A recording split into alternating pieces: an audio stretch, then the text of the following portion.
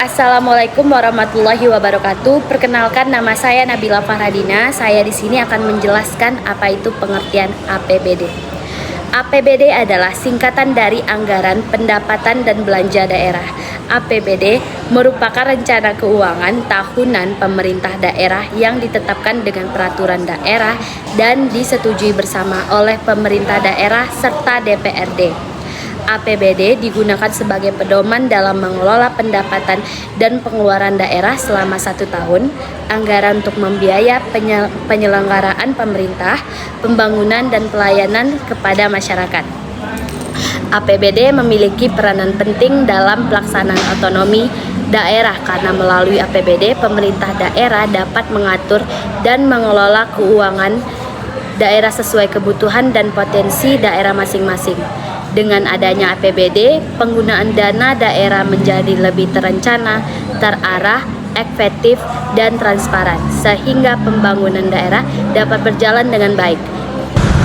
Yang pertama ada Undang-Undang Dasar Negara Republik Indonesia tahun 1945 nomor 23, yaitu mengatur tentang keuangan negara sebagai dasar pengelolaan keuangan pemerintah. Yang kedua, Undang-Undang Dasar nomor 23 tahun 2014 tentang pemerintah daerah atau Pemda, yaitu mengatur penyelenggaraan pemerintah daerah termasuk pengelolaan APBD. Yang ketiga, ada Undang-Undang Dasar nomor 17 tahun 2003 tentang keuangan negara, menjelaskan prinsip pengelolaan keuangan negara yang menjadi dasar penyusunan APBD. Yang keenam, yang terakhir, Peraturan Menteri Dalam Negeri atau yang disingkat Permendagri. Permendagri itu mengatur penyusunan APBD setiap tahun, digunakan sebagai petunjuk teknis penyusunan APBD oleh pemerintah daerah. Jadi secara umum APBD itu disusun oleh Undang-Undang Dasar 1445 dan juga pemerintah daerah serta peraturan pemerintah dalam Permendagri atau pemerintah daerah dalam negeri. Tujuan alokasi dana APBD untuk kantor gubernur adalah untuk mendukung jalanan pemerintah daerah agar dapat bekerja secara efektif dan melayani masyarakat dengan baik. Dana tersebut digunakan untuk operasional kantor seperti pembayaran listrik, internet, pemeliharaan gedung, dan fasilitas kerja para pegawai.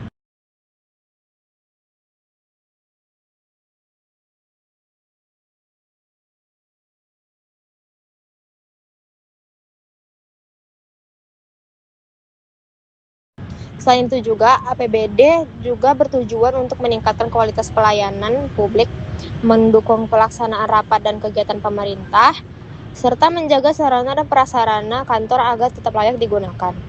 Dana ini juga digunakan untuk mendukung program pembangunan daerah, koordinasi antar instansi, dan kegiatan yang berkaitan dengan kesejahteraan masyarakat di provinsi tersebut. Fungsi alokasi dana APBD untuk perpustakaan Soman HS di Pekanbaru sangat vital, karena perpustakaan ini merupakan ikon literasi sekaligus aset daerah yang sangat besar. Berdasarkan fungsi anggaran secara umum, berikut adalah penjelasan fungsinya untuk perpustakaan Soman. Fungsi pelayanan publik sebagai literasi, alokasi dana digunakan untuk memastikan masyarakat Pekanbaru dapat mengakses ilmu pengetahuan secara gratis dan nyaman, seperti pengadaan buku dan koleksi, fasilitas membaca. Kedua, fungsi pemeliharaan aset daerah. Mengingat gedung perpustakaan Soman HS memiliki arsitektur yang unik, menyerupai rehal Al-Quran dan sangat megah, dana APBD berfungsi untuk perawatan gedung dan juga operasional harian.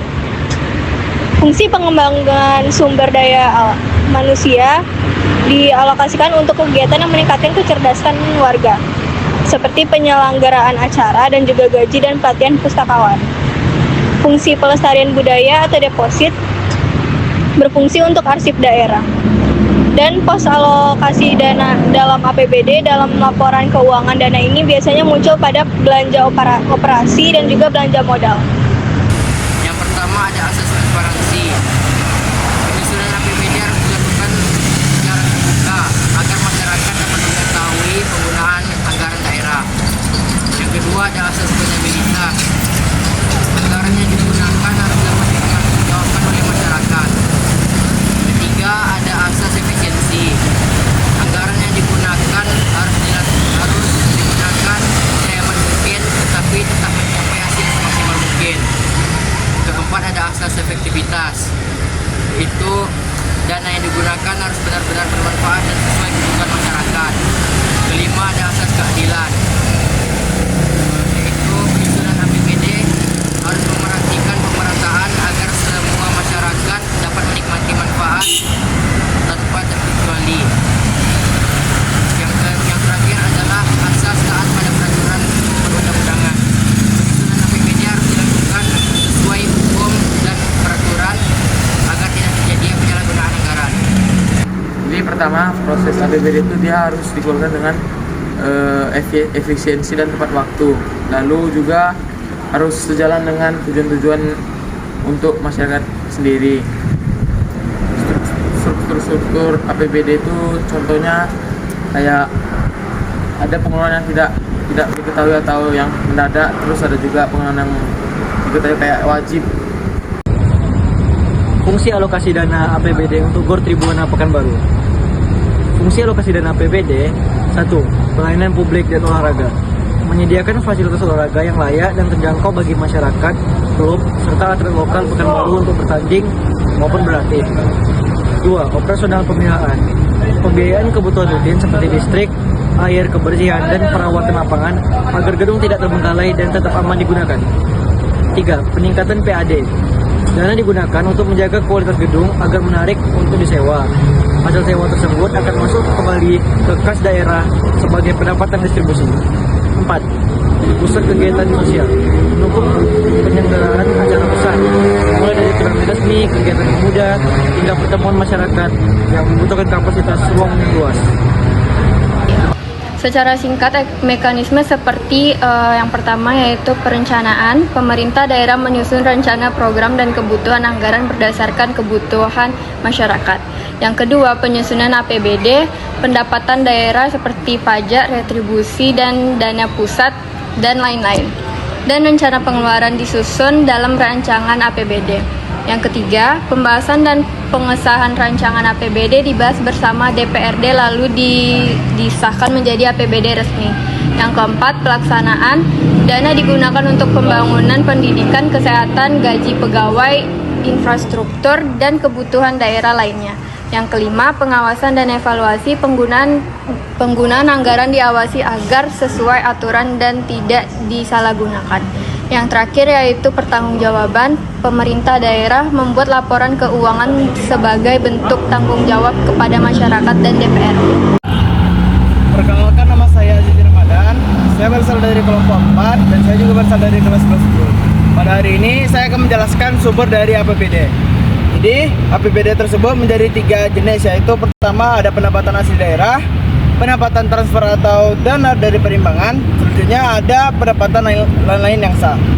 Jadi saya akan menjelaskan yang pertama itu pada pendapatan asli daerah.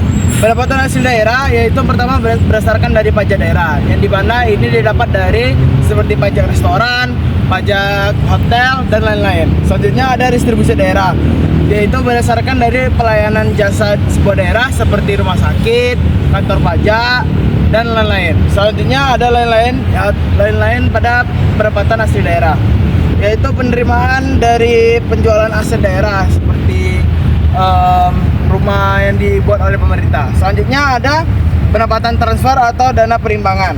Yang pertama yaitu dana bagi hasil DBH.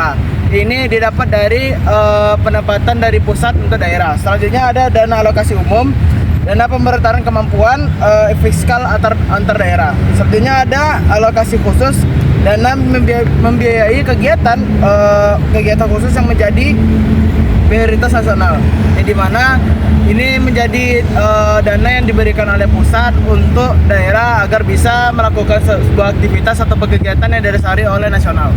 Selanjutnya ada pendapatan lain yang sah, yaitu yang pertama adalah hibah, penerimaan dari pemerintah pusat, daerah lain, atau badan atau lembaga dalam negeri. Jadi hibah ini didapat dari jikalau daerah memiliki kerjasama antara sebuah lembaga atau instansi. Selanjutnya ada dana darurat, yang dimana dari pemerintah pusat untuk daerah yang tertimpa. Jadi jikalau sebuah daerah terkena sebuah musibah ataupun sebuah kecelakaan, pada bagian pusat akan memberikan sebuah dana bantuan agar bisa membuat perekonomian pada daerah lebih maju. Terima kasih. Itu dari saya, Aziz Ramadan. Mohon maaf bila ada salah kata. Assalamualaikum warahmatullahi wabarakatuh.